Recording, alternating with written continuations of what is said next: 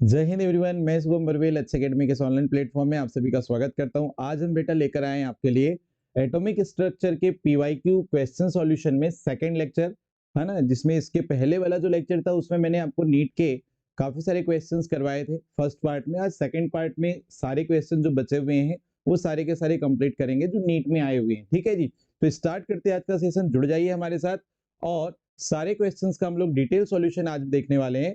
चलिए स्टार्ट करते हैं आज का सेशन। सबसे पहला क्वेश्चन आ रहा है, देखिएगा ध्यान से।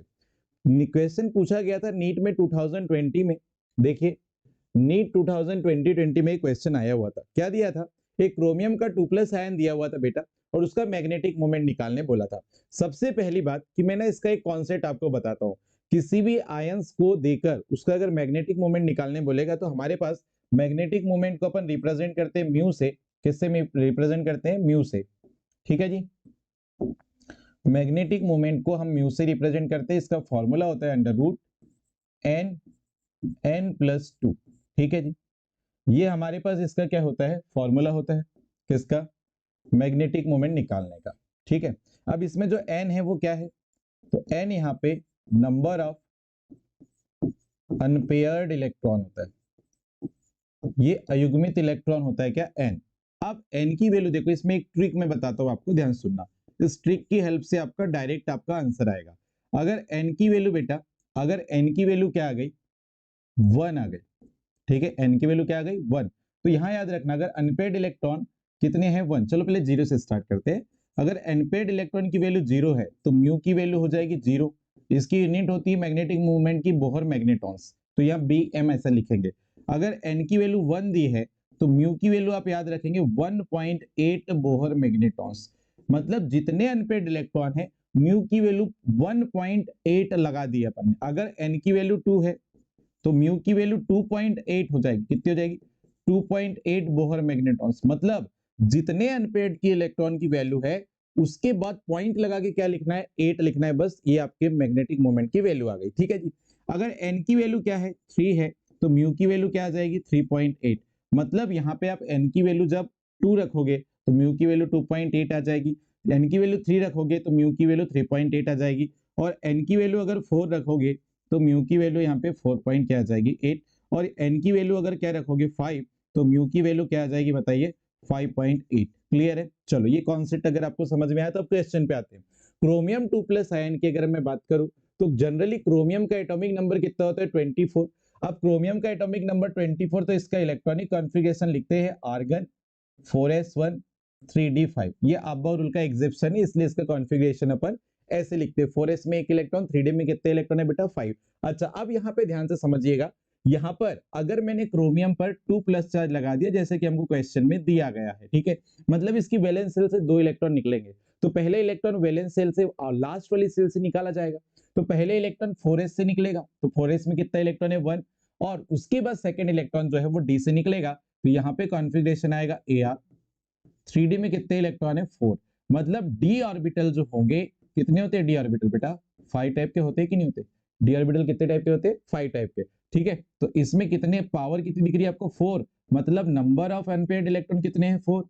नंबर ऑफ अनपेयर्ड इलेक्ट्रॉन, तो म्यू की वैल्यू 4.8 बोहर मैग्नेटॉन्स। चेक कर लो ऑप्शन में दिया है क्या? चेक कर लीजिए ऑप्शन में दिया है क्या? देखिए जल्दी से, 4.9 अप्रोक्सीमेट आंसर क्या आ जाएगा? 4.9 यहाँ पे करेक्ट आंसर आ जाएगा बेटा। क्लियर है सबको? सारे बच्चों क्लियर है? तो ये 4 पॉइंट यहाँ पे 9 आंसर आ जाएगा। अप्रोक्सीमेट आंसर आपको यही याद रखना है। इसे थोड़ा सा पॉइंट में 7, 0.7 या 0.9 ऐसे करके हो सकता है कुछ केस में। तो करेक्ट आंसर हमारा क्या हो गया बेटा? यहाँ पे ए वाला करेक्ट आंसर हो गया।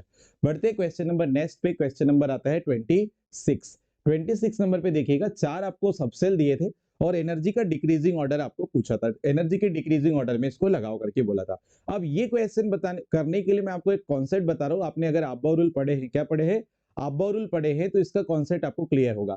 तो सबसे पहले ध्यान सुनना, अब्बा रूल जब हम पढ़ते हैं तो उसमें हम लोग एक डायग्राम पढ़े थे। हमने एक डायग्राम जिसमें फर्स्ट सेल से लेकर के 8 तक के सेल में कितनी सबसेल आ रही है वो अपन ने देखे थे। तो मैं उस ऑर्डर को यहाँ पे रिप्रेजेंट कर रहा हूँ, थोड़ा सा समझिएगा। देखिए जरा, सबसे पहले अब्बा रूल के अकॉर्डिंग अगर मैं ऑर्बिटल की एनर्जी ऑर्डर लिखता हूं, ध्यान सुनिएगा। एनर्जी ऑर्डर आपको भी याद हो जाएगा, मैं ट्रिक से ही बता रहा हूं, इसको समझिएगा। तो एनर्जी ऑर्डर कैसे लिखा जाता है वो सबसे पहली बात, तो अब्बा रूल के अकॉर्डिंग सबसे पहले इलेक्ट्रॉन एस सबसेल से एस सबसेल में जाते हैं, फिर पीएस सबसेल से कहां जाते हैं, पीएस में जाते हैं, ध्यान से समझिएगा, फिर डीपीएस से डीपीएस में जाते हैं, फिर इलेक्ट्रॉन कहां से कहां जाता है, डीपीएस से डीपीएस पे, और फिर बेटा एफडीपीएस से एफडीपीएस से एफडीपीएस पे जाता है। ये ऑर्डर आपको याद रखना है, क्लियर है। पहले इलेक्ट्रॉन एस से एस में जाता है, फिर पीएस से पीएस में जाता है, फिर डीपीएस से डीपीएस में जाता है, फिर एफडीपीएस से एफडीपीएस में जाता है, क्लियर है, ओके। अब यहाँ पे इनके सामने जो है, ये सबसेल के सामने मैं ना क्या लिखने वाला हूं बेटा, इनके सामने हम लिखने वाले हैं क्या, इनका सेल नंबर। तो ध्यान से सुनना, एस सबसेल के सामने आएगा पहला नंबर, ठीक है, पी सबसेल के सामने आएगा दूसरा नंबर, डी सबसेल के सामने लिखोगे तीसरा, थर्ड नंबर का सेल, और फोर्थ एफ सबसेल के सामने क्या लिखेंगे, फोर्थ। देखो ध्यान से, अब कहने का क्या मतलब है वो समझना। इसके सामने फर्स्ट क्यों लिख रहे हैं, पहले इसके सामने फर्स्ट इसलिए लिख रहे हैं कि पहला यस सबसेल पहली सेल से स्टार्ट हो रहा है, ठीक है। तो पहले यस सेल का नंबर आप फिल करते हो, तो पहले यस के सामने तो अपन ने क्या लगा दिए, वन, ये तो वन लगा दिए। अब इसके बाद के जो यस आ रहे हैं, इसके बाद के जो यस सबसेल आ रहे हैं, उनके बाद अल्टरनेट नंबर लिख दो आप। तो वन के बाद क्या आता है, टू, फिर क्या आता है, थ्री, फिर क्या आता है, फोर, फिर क्या आता है, फाइव, फिर क्या आएगा, सिक्स, फिर क्या आएगा, सेवन, और फिर क्या आएगा, एट, ठीक है। पी सबसेल सेकंड सेल से स्टार्ट होता है, इसलिए इसके पहले पी सबसेल के सामने हम टू लिखते हैं।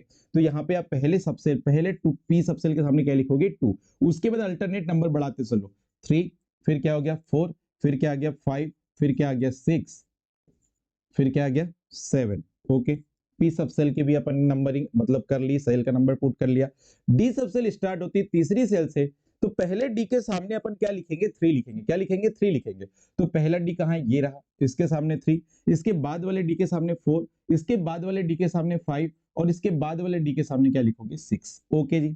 अब कौन सा सबसेल बच गया है, एफ, कौन सा बच गया है, एफ, और एफ सबसेल स्टार्ट होता है फोर्थ सेल से, इसलिए पहले एफ के सामने क्या लिखेंगे, फोर, इसके बाद वाले एफ के सामने क्या लिखा, फाइव, ओके। अब मैंने सेल नंबर भी पुट कर लिया है। एनर्जी ऑर्डर अगर मैं देखूं तो 1s से ज्यादा किसका होता है, 2s, 2s से ज्यादा 2p, 2p से ज्यादा 3s, 3s से ज्यादा 3p, फिर 4s, फिर 3d, फिर 4p, फिर 5s, फिर 4d, 5p, 6s, 4f, 5d, 6p, 7s, 7s से ज्यादा 5f, 6d, और इससे ज्यादा 7p, और इससे ज्यादा 8s। ये एनर्जी ऑर्डर हो गया। और इससे मैं आपको एक बात बता दूं, ये बड़ा इंपॉर्टेंट है, इसको 2-3 बार अच्छे से लिख कर देखना, आपसे बनना चाहिए, ये आपसे बनना चाहिए, क्योंकि इस कॉन्सेप्ट पे बेस्ड आपको 2 से 3 क्वेश्चन आपको दिखेंगे आज के लेक्चर में, और ये क्वेश्चन जो है नीट में ही पूछे जा रहे हैं, पीएनएसटी में पूछे जा रहे हैं, बड़े इंपॉर्टेंट है, ठीक है जी। चलिए बढ़ते देखना ध्यान से, हमको जो दिया था वो कौन सा था, 4D सबसेल दिया था। अब देखो मैं यहाँ गोला लगा रहा हूँ,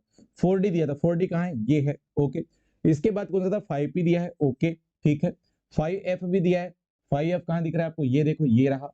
और क्या दिया था, 6P, 6P कहाँ है, ये देखो। अब देखो तो ऑर्डर क्या लगाओगे आप, भाई 4D की तो एनर्जी कम है, उससे ज्यादा 5P है, उससे ज्यादा 6P है, और उससे ज्यादा क्या है, 5F है। तो ये वाला हमारे पास ऑर्डर लगेगा, चेक कर लो जल्दी से। उन्होंने जो सबसेल दिया था उसके बेस पे देखो, 4D सबसे लास्ट में आएगा, 4D यहाँ लास्ट में दिख रहा है, यहाँ लास्ट में दिख रहा है, उससे ज्यादा क्या है, 5P है, ठीक है, यहाँ पे भी दिख रहा है। फिर आता है 6P, ये देखो 6P, और फिर 5F, आंसर हो जाएगा डी। डी वाला करेक्ट आंसर है। पूछा कब गया था, देखो बड़ा बेसिक क्वेश्चन था, नीट में पूछा गया था 2019 में। कब पूछा था, नीट में 2019 में पूछा था। अगर आपको ये कॉन्सेप्ट पसंद आया होगा तो आप जरूर कमेंट में आप लिख कर बताएं। मैं बहुत इजी कॉन्सेप्ट बताने का प्रयास कर रहा हूं, आप प्रॉपर तरीके से उसको सीखने का प्रयास करिए और अप्लाई करिए क्वेश्चन पे, कैसे क्वेश्चन करेंगे करके, ठीक है जी। बढ़ते क्वेश्चन नंबर नेक्स्ट, इसको स्क्रीनशॉट कर लेना। देखो क्या बोला था, एक ऑर्बिटल है, एक कक्षक है, एक्चुअल में वो कक्षीय लिखा हुआ है, उसको हिंदी में प्रिंटिंग मिस्टेक है, ये कक्षक है, ठीक है, ये कक्षक है, इसको मैं सुधार देता हूँ, ठीक, ओके। देखिएगा,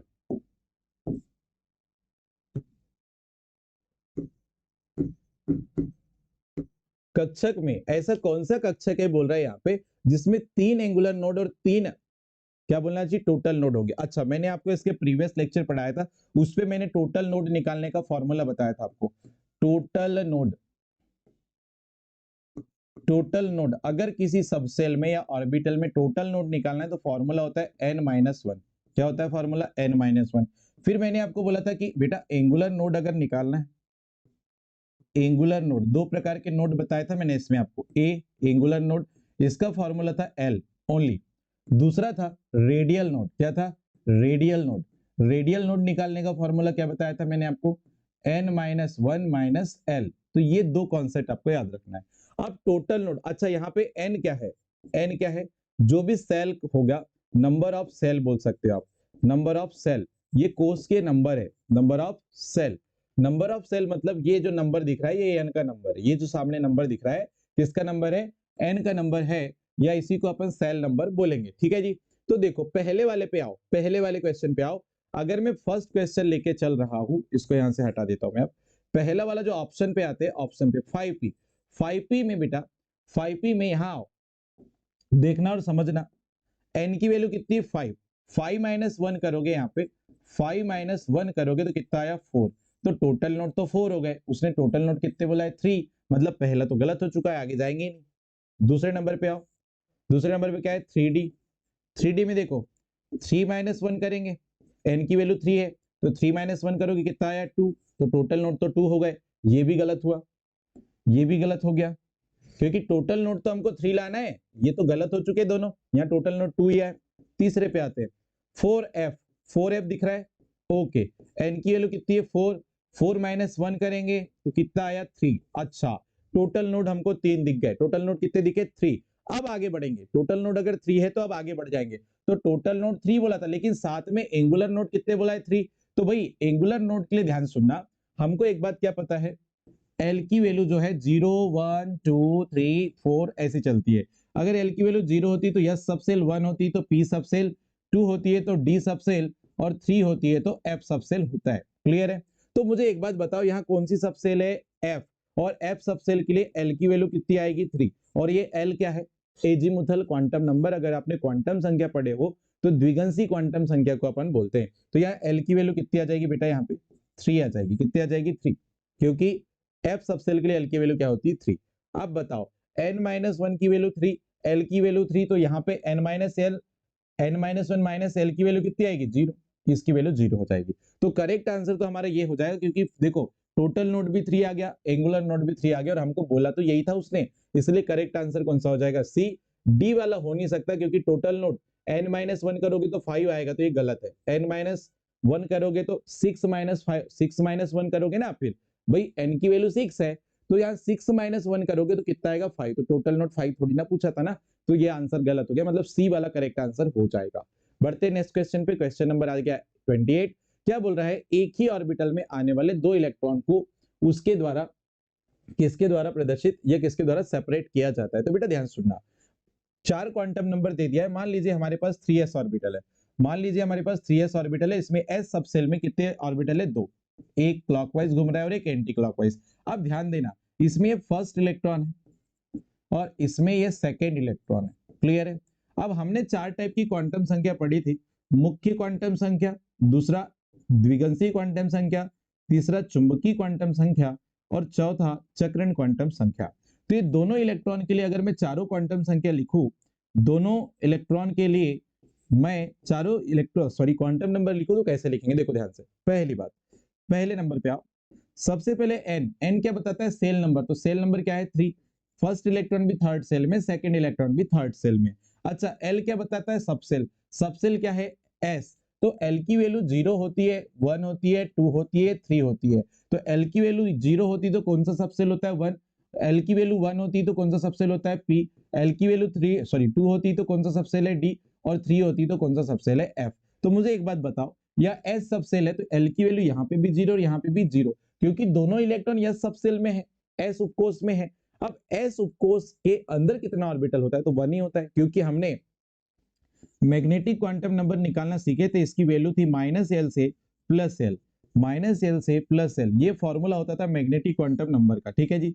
और ये डिपेंड करता था l की वैल्यू पे। अगर मान लो हमारे पास l की वैल्यू 0 है, भाई ये क्वेश्चन में जो सबसेल आप लिए हो उसमें l की वैल्यू 0 है, तो l की वैल्यू 0 है तो m की वैल्यू इस फॉर्मूले से अगर आप निकालोगे तो m की वैल्यू भी क्या आने वाली है? 0। मतलब ये जो इलेक्ट्रॉन है फर्स्ट इलेक्ट्रॉन, इसके लिए भी electron sorry magnetic quantum number 0 और सेकंड इलेक्ट्रॉन के लिए भी मैग्नेटिक क्वांटम नंबर 0 आएगी। लेकिन फर्स्ट इलेक्ट्रॉन जो है वो सीधे एरो से रिप्रेजेंट किया है, सेकंड इलेक्ट्रॉन उल्टे एरो से रिप्रेजेंट किया है। इसका क्या मतलब है? इसका मतलब ये है कि फर्स्ट इलेक्ट्रॉन जो है वो क्लॉकवाइज स्पिन कर रहा है, क्लॉकवाइज मतलब घड़ी की दिशा में दक्षिणावर्त स्पिन कर रहा है। इसी कारण से इसके लिए जो स्पिन क्वांटम नंबर है बच्चों वो क्या रखी जाती है? Plus half. क्या रखी जाती है? Plus half.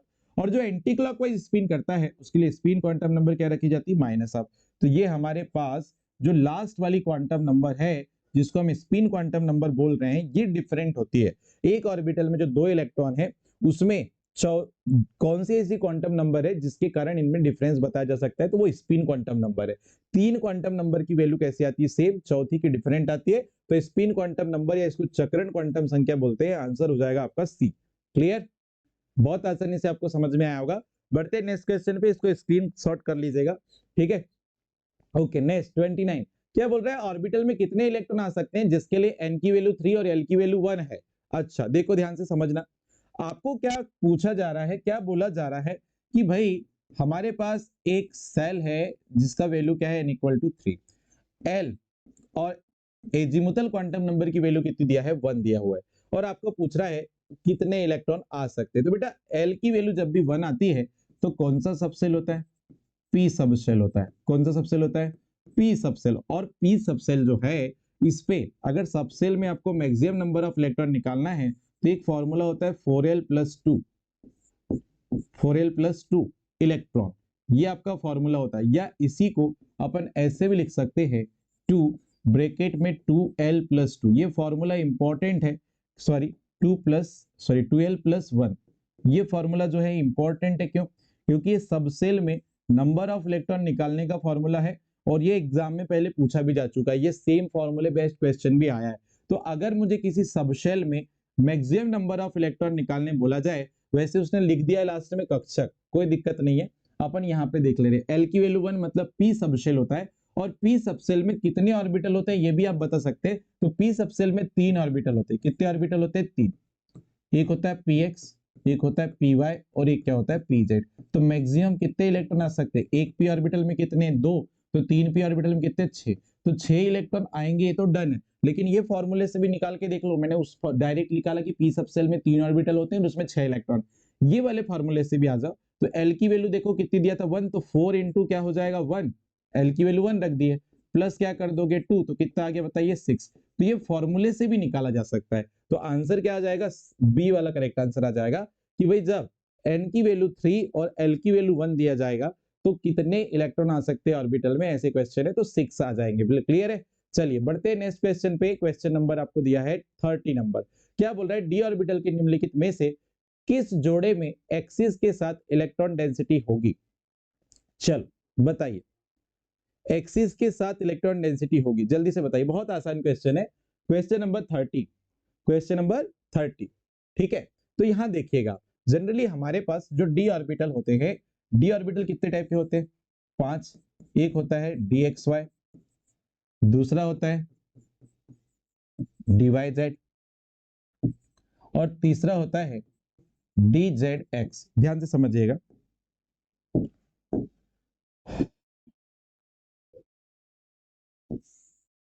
मैं यहाँ पे एक्सिस बना दे रहा हूं ऐसे।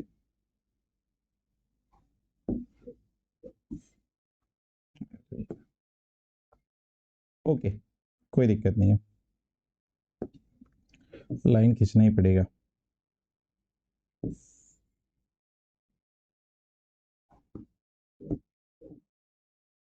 ओके, यहाँ पे भी एक लाइन खींच लेते हैं ऐसे, एक लाइन खींच लेते हैं ऐसे। ओके जी, देखिएगा जरा। ओके, देखिए जरा, इसको अगर मैंने एक्स एक्सिस कंसीडर किया, इसको इसको किया वाई एक्सिस कंसीडर।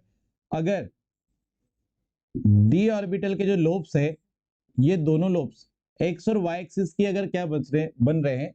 एक्सिस के बीच में बन रहे हैं। देखो एक्स एक्सिस और वाई एक्सिस के बीच में बन रहे हैं, तो ये डी एक्स वाई।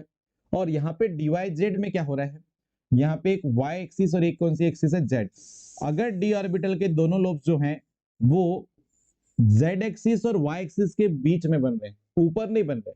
ठीक है, तो ऐसे केस में इसको dy z बोल दिया। और यहां पर देखो ये z एक्सिस और ये x एक्सिस, d ऑर्बिटल के दो लोब जो हैं वो एक्सिस के x एक्सिस और z एक्सिस के बीच में बने, तो इसको अपन बोलते हैं dzx। क्लियर। अब बच गए दो ऑर्बिटल, और कौन से दो ऑर्बिटल बच गए? एक आपके पास बच गया dx square minus Y square, और एक आपके पास बच गया dz स्क्वायर। ठीक है जी। अब यहां पे क्या समझना है, आपके पास ये ऑर्बिटल आपको दिखाई दे रहा है, ठीक है, कौन सा?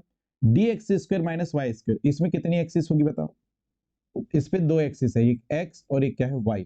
अब d ऑर्बिटल के जो दोनों लोब्स हैं वो एक लोब x एक्सिस पे बन जाए और एक लोब कहां बन जाए? y एक्सिस पे बन जाए, तो इसको अपन बोलते हैं dx square minus Y square. यहाँ पे d ऑर्बिटल के जो दोनों लोब्स हैं वो एक्सिस के ऊपर बन रहे हैं, मतलब एक्सिस के साथ बन रहे हैं, ऐसे बोल सकते हैं। ठीक है। यहाँ पर आओ, dz स्क्वायर में क्या होता है कि एक ही एक्सिस होती है हमारे पास, यहाँ पर ओनली कौन सी एक्सिस होती है? z। और इस z एक्सिस पे जो है डी ऑर्बिटल के दोनों लोब्स ऐसे फॉर्म हो जाते हैं। ठीक है, तो इसको अपन क्या बोलते हैं? dz square. तो ये एक्सिस कौन सा है? z। ठीक है, तो यहाँ पे भी एक्सिस के ऊपर ऑर्बिटल्स लाई कर रहे हैं, यहाँ पे भी एक्सिस के ऊपर ऑर्बिटल लाई कर रहे हैं। तो आपको यही पूछा था, ऐसा कौन सा डी ऑर्बिटल है जिसमें इलेक्ट्रॉन डेंसिटी जो है वो एक्सिस के ऊपर लाई करती है? तो यहाँ पे आ जाएगा सी वाला करेक्ट आंसर। क्या आ जाएगा? सी वाला करेक्ट आंसर आ जाएगा। यहाँ पे एक्सिस के ऊपर इलेक्ट्रॉन डेंसिटी नहीं लाई करेगी, क्यों?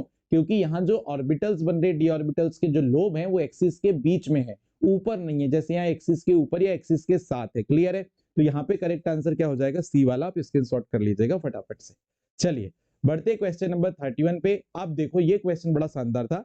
यहाँ पे आपको आयरन 2+ आयन दिया था, आयरन 2+ आयन दिया था, और क्या बोला था कि इसमें जितने डी इलेक्ट्रॉन्स के नंबर है उनके नंबर के बराबर निम्न में से जो कंडीशन दी है उनके इलेक्ट्रॉन की नंबर है क्या कहीं पे इक्वल? इक्वल नहीं है बोल रहा था, इक्वल नहीं है बोल रहा है, वो भी देखो। चलो ठीक है, आयरन Fe+2 है। चलो इस पे इलेक्ट्रॉनिक कॉन्फ़िगरेशन देखो और डी इलेक्ट्रॉन्स के नंबर देखो। तो यहाँ पे जनरल इसका इलेक्ट्रॉनिक कॉन्फ़िगरेशन आप देखोगे तो ये लिखते हो आप Ar। जनरल इलेक्ट्रॉनिक कॉन्फ़िगरेशन में 4s2 और ये क्या था? 3d6 होता था, लेकिन s से दो इलेक्ट्रॉन बाहर जाएंगे तो ये क्या हो जाएगा बताओ? यहाँ से 4s 0 हो जाएगा और ये 3d6 होगा। तो d में कितने इलेक्ट्रॉन है? 6 इलेक्ट्रॉन है। इसके d में कितने इलेक्ट्रॉन है? 6 है, वही तो बोला था उसने। Fe2+ के d इलेक्ट्रॉन्स के नंबर, तो कितने इलेक्ट्रॉन है Fe2+ में? 6 है। अब यहाँ देखो इसके बराबर नहीं होना चाहिए बोल रहा है, तो मैग्नीशियम के s इलेक्ट्रॉन के नंबर इसके बराबर होना नहीं चाहिए बोल रहा है। तो पहले नंबर पे आओ, मैग्नीशियम। इलेक्ट्रॉनिक विन्यास लिखते हैं, उसके पहले इसका एटॉमिक नंबर कितना होता है? 12। लिखकर देखते हैं इलेक्ट्रॉनिक विन्यास, 1s2 2s2 2p6 और 3s2। अब चेक करके बताओ क्या इसके पास s इलेक्ट्रॉन 6 है क्या? s ऑर्बिटल में इलेक्ट्रॉन 6 है क्या? तो यस बिल्कुल आपको दिखाई दे रहे होंगे। यहाँ देखो दो, ये दो और ये दो, s ऑर्बिटल में टोटल 6 इलेक्ट्रॉन है। तो ये तो गलत हो गया ना, हमको तो सेम नहीं पूछा था। तो s इलेक्ट्रॉन के नंबर मैग्नीशियम में तो 6 आ गए, गड़बड़ हो गई। दूसरे ऑप्शन पे आओ, मैग्नीशियम के बाद क्या है? क्लोरीन। क्लोरीन के p इलेक्ट्रॉन पूछा था, तो क्लोरीन का इलेक्ट्रॉनिक विन्यास लिखो, 1s2 2s2 2p6 3s2 और ये 3p क्या हो जाएगा? 3p हो जाएगा 5। ठीक है जी। तो यहाँ पे देखो p इलेक्ट्रॉन्स के नंबर पूछा था उसने, तो p इलेक्ट्रॉन यहाँ पे 6 है और यहाँ पे 5 है, मतलब p में तो इलेक्ट्रॉन जो है वो तो 11 आ गए जी। कितने इलेक्ट्रॉन आ गए? 11। तो क्या ये बराबर है क्या? नहीं है। ये बराबर है क्या? नहीं है। तो आंसर हमारा तो बीच होने वाला है, क्योंकि क्लोरीन में p इलेक्ट्रॉन्स के जो नंबर है वो आयरन के d ऑर्बिटल के इलेक्ट्रॉन्स के नंबर के इक्वल नहीं आ रहे हैं। तो आंसर तो हमारा क्या हो जाएगा? क्लोरीन ही हो जाएगा। पर दो ऑप्शन और है, उसको भी करके देख लेते हैं। क्या बोलता है? आयरन के डी इलेक्ट्रॉन्स, तो आयरन के डी इलेक्ट्रॉन, तो आयरन का इलेक्ट्रॉनिक कॉन्फ़िगरेशन क्या होता है? आयरन का परमाणु क्रमांक 26 है, यहाँ पे 18 इलेक्ट्रॉन तक तो आर्गन का कॉन्फ़िगरेशन आ जाएगा। फिर क्या आता है? 4s2 और 3d क्या आ जाता है? 6। तो यहाँ तो d में कितने इलेक्ट्रॉन है? 6। तो यहाँ तो d में 6 इलेक्ट्रॉन है, ये तो बराबर आ गया ना, बराबर थोड़ी ना चाहिए था ना हमको, तो ये भी गलत हो जाएगा। 4th नंबर पे आओ, p इलेक्ट्रॉन इन नियॉन। अच्छा, नियॉन का एटॉमिक नंबर कितना होता है? 10। और इसका इलेक्ट्रॉनिक विन्यास आप जब लिखते हैं तो 1s2 2s2 और 2p क्या लिखते हो आप? 6। देखो p में कितने इलेक्ट्रॉन आ गए? 6। तो यहाँ पे भी p में कितने इलेक्ट्रॉन आ चुके हैं? 6। तो ये भी हमारा आंसर नहीं होगा। तो आंसर हमारा कौन सा होगा? क्लोरीन, क्योंकि इसके पास जो कंडीशन दिया है उस अकॉर्डिंग p इलेक्ट्रॉन्स के नंबर जो है वो कितने आ रहे हैं? 11। और हमको वही तो पूछा था उसने, कौन से इलेक्ट्रॉन के नंबर जो है यहाँ पे आयरन प्लस 2 आयन के जो डी ऑर्बिटल में इलेक्ट्रॉन आ रहे हैं उसके इक्वल नहीं होंगे। तो करेक्ट आंसर कौन सा हो जाएगा? बी वाला हो जाएगा। बढ़ते नेक्स्ट क्वेश्चन पे। क्या बोल रहा है? टाइटेनियम के परमाणु में ऑर्बिटल्स की बढ़ती हुई एनर्जी का सही ऑर्डर कौन सा? देखो अभी थोड़ी देर पहले मैंने अब्बा रूल आपको बताया था, अगर आपको याद है तो बड़ा आसानी से आपको ये बन भी जाता। फिर से मैं एक बार और टेबल बना के बताता हूँ, ध्यान से सुनना। सबसे पहले आप लोग एनर्जी ऑर्डर अगर आप देख रहे हो, एनर्जी ऑर्डर देख रहे हो तो सबसे पहले इलेक्ट्रॉन एस से कहां जाता है? एस में। फिर पीएस से पीएस में, ये बार बार लिख के देखोगे आ जाएगा। फिर डीपीएस से कहां जाता था? डीपीएस में। डीपीएस से कहां जाता था? डीपीएस में। फिर एफडीपीएस से कहां जाता था? एफडीपीएस पे जाता था। कहां जाता था? एफडीपीएस पे जाता था। बस यहीं तक फील करना है। पहले इलेक्ट्रॉन एस से एस में, फिर पीएस से पीएस में, फिर डीपीएस से डीपीएस में, फिर एफडीपीएस से एफडीपीएस में। अब नंबर फिल करते थे, कैसे करते थे बताओ? अब नंबर अपन कैसे फिल करते थे जी? तो हमने नंबर फिल ऐसे किया था कि पहला जो एस है उसके सामने फर्स्ट सेल लिखा था, फिर सेकंड, थर्ड, फोर्थ, पहले एस सेल के नंबर दिए थे, फिर 5, फिर क्या दिया था? 6, फिर क्या दिया था? 7 और फिर क्या दिया था? 8। फिर हमने पी सब सेल के सामने नंबर फिल करना चालू किया था सेल का। पहले पी के सामने क्या लिखा था? 2, इसके बाद वाले में 3, इसके बाद वाले में 4, इसके बाद वाले में 5, इसके बाद वाले में 6, फिर 7। क्लियर? फिर डी सब सेल में आए थे तो पहले डी सब सेल के सामने लिखे थे 3, क्योंकि डी सब सेल स्टार्ट होता है तीसरे सेल से, इसलिए उसके सामने क्या लिखा? 3। फिर आएगा 4, फिर आएगा 5, फिर आएगा 6। केवल डी के सामने नंबरिंग फिल किया। फिर एफ के सामने बात करते तो एफ सब सेल फोर्थ सेल से स्टार्ट होता है, इसलिए इसके पहले एफ के सामने क्या लिखा? 4 और फिर क्या लिखा? 5। अब देख लो यहाँ पे ऑर्डर क्या क्या दिया था, कौन कौन सी सब सेल दिया था। तो उसने हमको क्या क्या देके रखा था बेटा? हमको उसने दिया था 3s, 3s के बाद क्या दिया था? 4s, 4s भी दिया था, 3p भी दिया है, वाओ। और फिर क्या दिया था? 3d। ये देखो ये वाला ऑर्डर पकड़ लो। 3s से ज्यादा एनर्जी 3p की, 3s से ज्यादा एनर्जी 3p की, 3s से ज्यादा एनर्जी 3p की, 3s से ज्यादा एनर्जी 3p की। ये तो दो तो पहले कैंसल आउट हो गए थे। 3s से ज्यादा 3p, 3p से ज्यादा 4s और 4s से ज्यादा 3d। Answer D. मैंने अभी थोड़ी देर पहले बोला कि अब्बा रूल का जो ये कॉन्फ़िगरेशन है, एनर्जी ऑर्डर जो है, इससे आपको बहुत क्वेश्चन मिलते हैं और बहुत इंपॉर्टेंट है। ठीक है, तो इस ऑर्डर में आपको इलेक्ट्रॉन भरना था। टाइटेनियम का एटॉमिक नंबर क्या होता है? टाइटेनियम का एटॉमिक नंबर क्या होता है? तो टाइटेनियम का एटॉमिक नंबर 22 होता है। क्या होता है? 22। स्कैंडियम के बाद क्या आता है? टाइटेनियम। इलेक्ट्रॉनिक विन्यास अगर आप इसका फील करते हो तो 1s2, 2s2, 2p6 और फिर क्या आता है? 3s2, फिर आता है 3p6, फिर आता है 4s2 और फिर क्या आता है? 3d2। तो लास्ट में देखो ये वाला जो ऑर्डर आपको दिखाई दे रहा है वो आपको यहाँ पे मैंने डायरेक्ट फील करके बता दिया था, बिना इलेक्ट्रॉनिक कॉन्फ़िगरेशन निकाले मैंने आपको बता दिया था। तो आप भी ऐसे कर सकते हैं। तो आंसर कौन सा हो जाएगा? डी, सी वाला भी होने वाला। चलिए बढ़ते नेक्स्ट क्वेश्चन पे। 33 नंबर का क्वेश्चन है, देखिएगा ध्यान से, जल्दी से पढ़िए एक बार। निम्नलिखित क्वांटम संख्या, ये जो क्वांटम नंबर्स हमको दिखाई दे रहे हैं इनकी हेल्प से क्या बोल रहा है? ऑर्बिटल्स की अधिकतम संख्या कितनी होगी? ऑर्बिटल्स की, कक्षकों की अधिकतम संख्या पूछ रहा है। ठीक है, कक्षकों की अधिकतम संख्या पूछ रहा है। चलो देख लेते हैं। यहाँ पर देखो, मुख्य क्वांटम संख्या की वैल्यू कितनी दिया है? 3। द्विगंशी क्वांटम नंबर की वैल्यू कितनी दिया है? 1। द्विगंशी क्वांटम संख्या की वैल्यू कितनी दिया है? 1। और मैग्नेटिक मींस चुंबकीय क्वांटम संख्या की वैल्यू कितनी दिया है? 0। अब ध्यान सुनना, एल की वैल्यू 1 है तो कौन सा उपकोष होता है? पी। इसको हम पी सबसेल बोलते हैं। क्यों? आपको एक बात पता है कि एल की वैल्यू 0, 1, 2, 3 ऐसे करके चलती है।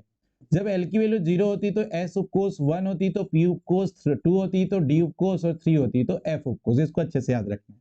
तो यहाँ पे एल की वैल्यू 1 है, इसलिए कौन सा उपकोष है? पी उपकोष है। आप ध्यान से समझना, अगर जब भी हमको एल की वैल्यू पता है तो हम एम की वैल्यू निकाल सकते हैं, मैग्नेटिक क्वांटम नंबर निकाल सकते हैं। Magnetic quantum number equal to होता है -L2 प्लस एल। -L2 क्या होता है? प्लस एल होता है। ये फॉर्मूला बनता है कि नहीं बनता है? ठीक है, अब यहाँ पे जो है एल की वैल्यू 1 है तो यहाँ एम इक्वल टू क्या हो जाएगा? -1, -1 से +1, तो बीच में क्या आएगा? 0 भी तो आएगा कि नहीं आएगा? तो एम की कितनी वैल्यू आई? 3। इसीलिए इसीलिए यहाँ पर कितने ऑर्बिटल होंगे बेटा? यहाँ पे 3 ऑर्बिटल होंगे। कितने होंगे? 3। px, py और pz। अब ये बताओ, यहाँ पे उसने m की वैल्यू कितनी रखा है? 0।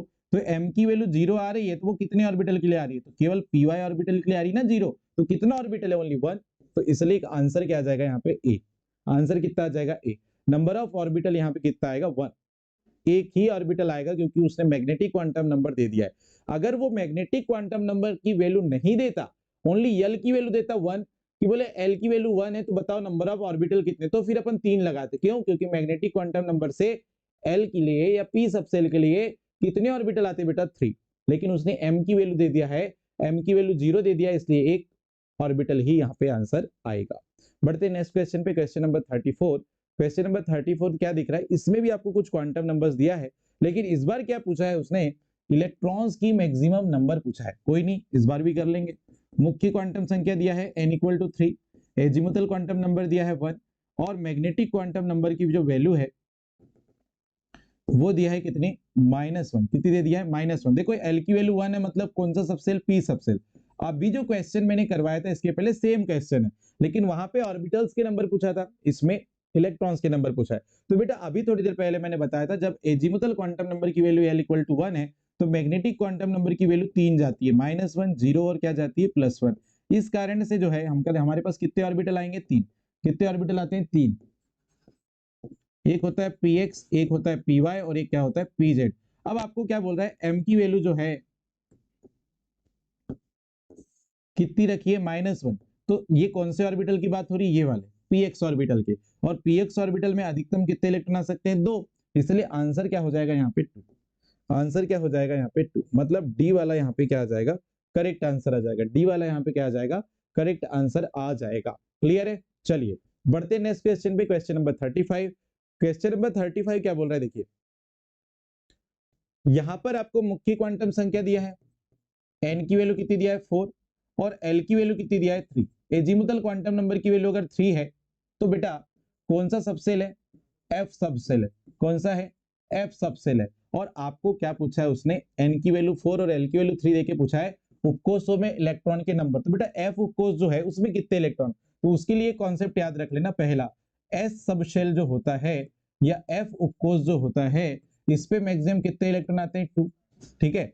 p सबशेल जो होता है इस पे मैक्सिमम कितने इलेक्ट्रॉन आते हैं? 6। d सबशेल जो होता है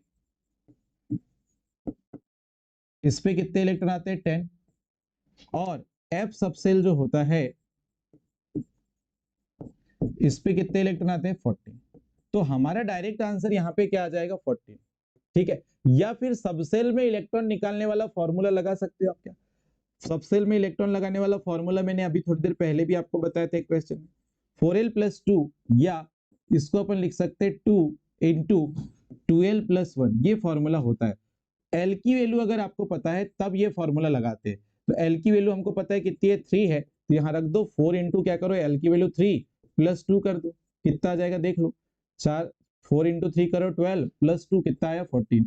तो ऐसे भी आप ला सकते हो। दो तरीके हैं इसके, एक तो डायरेक्ट कॉन्सेप्ट से ला सकते हो या फिर फॉर्मूले से ला सकते हो। आंसर कौन सा हो जाएगा? सीधे फर्स्ट वाला, कि भैया हमारे पास अगर एजीमुथल क्वांटम नंबर की वैल्यू कितनी है? 3, तो नंबर ऑफ इलेक्ट्रॉन कितने ला सकते हो आप यहाँ पे? नंबर ऑफ इलेक्ट्रॉन आपके पास कितने आ जाएंगे? 14 आ जाएंगे एफ सबसेल में। चलिए बढ़ते नेक्स्ट क्वेश्चन, क्वेश्चन नंबर 36। देखो रूबिडियम, इसके वैलेंस सेल में, वैलेंस का मतलब होता है संयोजी कोष, है ना? संयोजी इलेक्ट्रॉन, यहाँ पे ये वैलेंस हिंदी में लिख दिए हैं, इसको अपन लिख सकते हैं संयोजी कोष या संयोजकता कोष। संयोजी कोष या संयोजकता कोष या संयोजकता इलेक्ट्रॉन या संयोजी इलेक्ट्रॉन भी आप इसको बोल सकते हो। ठीक है जी, ओके। क्या बोल रहा है? रूबिडियम। बेटा रूबिडियम का एटॉमिक नंबर उसने देके रखा है कितना? 37 देके रखा है। और क्या बोल रहा है? इसकी वैलेंस सेल के इलेक्ट्रॉन। अच्छा, आप मेरे को एक बात बताओ, रूबिडियम किस फैमिली से आता है? अगर आपने पीरियोडिक टेबल पढ़ के रखी है तो रूबिडियम आता है एस ब्लॉक में, फर्स्ट ग्रुप में, जिसमें कौन कौन आता है? Hydrogen, lithium, sodium, potassium, rubidium, caesium और फ्रांसियम, ये एलिमेंट आते हैं। बेटा ये फर्स्ट ग्रुप है, और फर्स्ट ग्रुप के एलिमेंट के आउटर सेल का इलेक्ट्रॉनिक विन्यास होता है NS1। अब इनका पीरियड नंबर भी लिख के बताता हूं, ध्यान सुनना। इसका फर्स्ट पीरियड में आता है कौन? हाइड्रोजन। सेकेंड पीरियड में कौन आ रहा है? लिथियम। थर्ड पीरियड में कौन आ रहा है? सोडियम। फोर्थ पीरियड में कौन आ रहा है? पोटेशियम। फिफ्थ पीरियड में कौन आ रहा है? रूबिडियम। सिक्स पीरियड में कौन आ रहा है? सीजियम। सेवन पीरियड में कौन आ रहा है? फ्रांसियम। अब होता क्या है, ध्यान सुनना। इसमें जो n है, ये n क्या है? नंबर ऑफ सेल, या नंबर ऑफ सेल या आउटर सेल बोल सकते हो। नंबर ऑफ सेल बोलो या आउटर सेल बोलो, ये n इसको रिप्रेजेंट कर रहा है। और n की नंबर जो है उसका पीरियड नंबर को आपको रखना है, बस इतना सा याद रखना है। जो n का नंबर है वो उसका पीरियड नंबर रखना है। मतलब अगर हाइड्रोजन का इलेक्ट्रॉनिक कॉन्फ़िगरेशन में आउटर सेल का लिखो तो 1s1, लिथियम का लिखो तो n की जगह पे क्या लिख दोगे 2, तो ये 2s1, सोडियम का लिखना है तो ये 3s1, पोटेशियम का लिखना है तो n की जगह पे क्या लिखेंगे इसका पीरियड नंबर 4, तो ये 4s1, रूबिडियम में क्या आ जाएगा 5s1, सीजियम में क्या आ जाएगा 6s1 और फ्रांसियम में क्या आ जाएगा 7s1। मतलब n की वैल्यू जो है मैं यहाँ ये बोल सकता हूँ कि जो n का वैल्यू है यहाँ पे ये उन एलिमेंट का पीरियड नंबर लिख दिया मैंने। क्या लिख दिया? Period number. ये कॉन्सेप्ट है, इसको अच्छे से याद रखना। ये क्या लिख दिया मैंने? Period number. ओके, अब अगर मैं फुल इलेक्ट्रॉनिक विन्यास लिखता मान लीजिए सोडियम का, तो क्या आता 1s2, 2s2, 2p6 और ये देखो 3s1। मतलब लास्ट वाला जो लास्ट आउटर सेल का इलेक्ट्रॉनिक कॉन्फ़िगरेशन है वो क्या आ रहा है 3s1, और वही मैंने सारे एलिमेंट्स के लिए यहाँ पे आउटर सेल का इलेक्ट्रॉनिक कॉन्फ़िगरेशन लिखा है। अब हमको पूछा क्या था? Only rubidium. क्या पूछा है? रूबिडियम। तो इसको बाहर लेके आते हैं, इसको अब मैं हटा दे रहा हूँ, ध्यान सुनना, इसको अब मैं हटा दे रहा हूँ। ओके, रूबिडियम की वैलेंस सेल का इलेक्ट्रॉनिक कॉन्फ़िगरेशन पूछा था, तो बेटा रूबिडियम के लिए जो वैलेंस सेल है वो क्या है 5s1, और s सब सेल में कितने इलेक्ट्रॉन आता है? ओनली 1। ये देखो यहाँ पे 1 है, सॉरी 2 आते हैं। वैलेंस s सब सेल में कितने इलेक्ट्रॉन आ सकते हैं? मैक्सिमम 2, लेकिन रूबिडियम की s सब सेल में कितना इलेक्ट्रॉन आ रहा है? ओनली 1, और ये वैलेंस इलेक्ट्रॉन है। ठीक है, अब इसके लिए मुझे चारों क्वांटम नंबर लिखना है। कौन सा? प्रिंसिपल, एजीमुथल, मैग्नेटिक और स्पिन। तो देखो n का तो नंबर ये सामने दिखाई दे रहा है आपको। ओके, और s सब सेल के लिए l की वैल्यू तो क्या होती है? 0, सबको मालूम है। 1 किसके लिए होती है? p। 2 वैल्यू किसके लिए आती है? d के लिए। और 3 वैल्यू अगर आ गई तो किसके लिए आती है? वो आती है f के लिए। सबको पता है ये तो यहाँ पे s सब सेल है तो l की वैल्यू 0, और l की वैल्यू जब भी 0 होती है तो m की वैल्यू भी 0। अब सिंगल इलेक्ट्रॉन है बेटा, तो वो कैसा स्पिन कर रहा है? क्लॉकवाइज, तो प्लस हाफ स्पिन लिख देते हैं। तो ये 4 क्वांटम नंबर है। तो देखो 500 प्लस हाफ, 500 ये प्लस हाफ है ना, ये हाफ है एक्चुअल में, यहाँ पे 12 लिखा दिए तो ये प्लस हाफ। आंसर नंबर क्या हो जाएगा? सी। सभी बच्चों को समझ में आया होगा, है ना भाई? सभी बच्चों को समझ में आया होगा। इसने वैलेंस इलेक्ट्रॉन की चारों क्वांटम संख्या पूछा था, तो अपने को ऐसे निकालना है। क्लियर? बढ़ते नेक्स्ट क्वेश्चन पे, क्वेश्चन नंबर 37। एक परमाणु के 4th एनर्जी लेवल में परमाणु कक्षकों की संख्या कितनी होगी? 4th। ओके, देखो ध्यान से समझना इधर। हम लोग क्या करते हैं, जब जनरली हम लोग पढ़ते हैं तो n = 1 पहली सेल, जिसको अपन बोलते हैं फर्स्ट सेल। इसको नीचे लिखता हूं यहाँ पे। चलो यहाँ ऊपर थोड़ा सा बताता हूँ, ध्यान सुनना। किसी भी एटम में सेल होती है काफी सारी। पहली सेल जिसको मैं लिख रहा हूँ n = 1 से, ठीक है।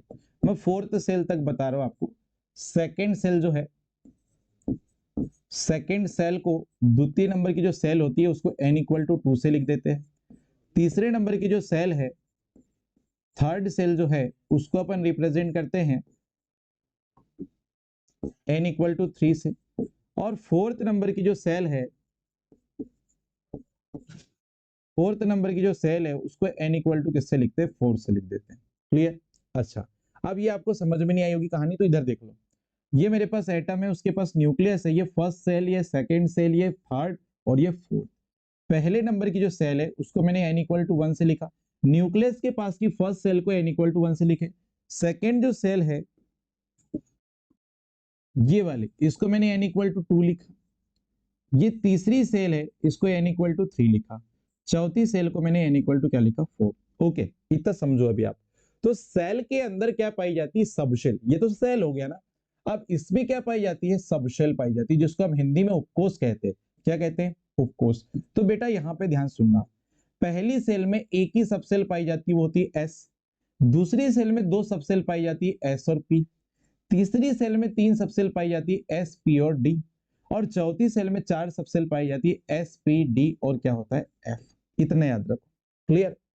इसको मैं मिटा दे रहा हूं, इसको हम मिटा दे रहे हैं। अब ध्यान से सुनना जरा, अब ध्यान से सुनना जरा।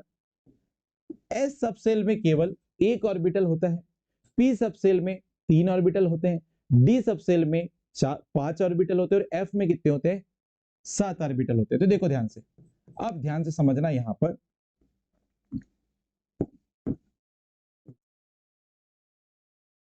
ओके बेटा, देखिएगा, अगर मैं बात करूं एस सब शेल की, तो एस सब शेल जो होता है, एस सब शेल की अगर मैं बात कर रहा हूं तो इसमें ओनली 1 ऑर्बिटल होता है, ओनली 1 ऑर्बिटल। ये एक ही ऑर्बिटल रखती है, वो होता है क्या? 1s orbital. सॉरी, वो होता है s ऑर्बिटल। और इसमें मैक्सिमम कितने इलेक्ट्रॉन आ सकते हैं? 2। इसी प्रकार से अगर मैं पी सबशेल की बात करूं, किसकी बात करूं? पी सबशेल की बात करूं, तो पी सबशेल जो होता है ये रखता है बेटा कितने ऑर्बिटल? 3 ऑर्बिटल। ये 3 टाइप ऑर्बिटल रखता है। कितने टाइप ऑर्बिटल रखता है? 3 टाइप। कौन कौन से जी? तो देखो जरा, ये 3 ऑर्बिटल्स रखता है, कौन कौन से वो भी देख लेते हैं। px, py और pz। और इस पे कितने कितने इलेक्ट्रॉन आ सकते हैं? 2 2। तो टोटल इलेक्ट्रॉन कितने आ सकते हैं इस पे? 6। कितने इलेक्ट्रॉन आ सकते हैं? 6। ओके। इसी के बाद अपने पास नेक्स्ट ऑर्बिटल आता है, सॉरी नेक्स्ट सबसेल आती है डी सबसेल। कौन सी सबसेल आ रही है? D subshell. अब ये जो डी सबसेल है, ध्यान से सुनिएगा, ये डी सबसेल कितने इलेक्ट्रॉन, सॉरी कितने ऑर्बिटल रखती है? तो ये 5 टाइप्स ऑर्बिटल रखती है। कितने टाइप्स? 5 टाइप के ऑर्बिटल्स ये रखती है।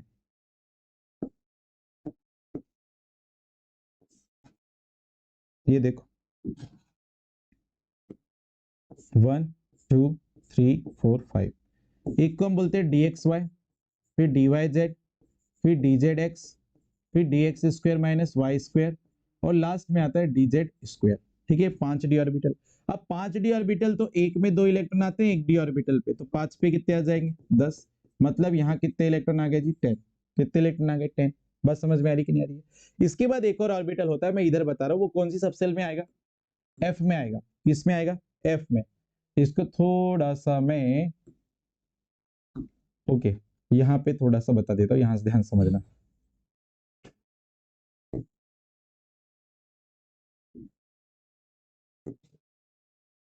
ओके, ठीक है। देखिए यहाँ पर हमारे पास नेक्स्ट है एफ सबशेल।